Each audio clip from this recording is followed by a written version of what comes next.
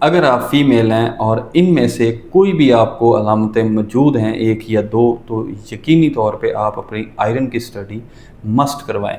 इसमें आपके सर से हम शुरू करते हैं और पाँव की तरफ आते हैं कि अगर आपके बाल बहुत बारीक हो चुके हैं या वो टूटते हैं।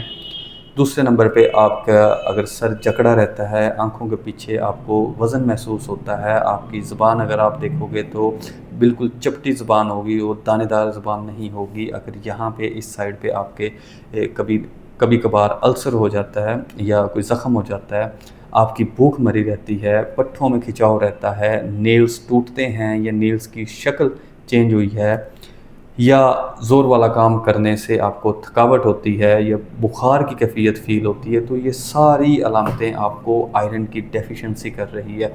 आयरन पाकिस्तान में इसकी डेफ़िशिएंसी बहुत कॉमन है, स्पेशली फ़ीमेल और बच्चों के अंदर।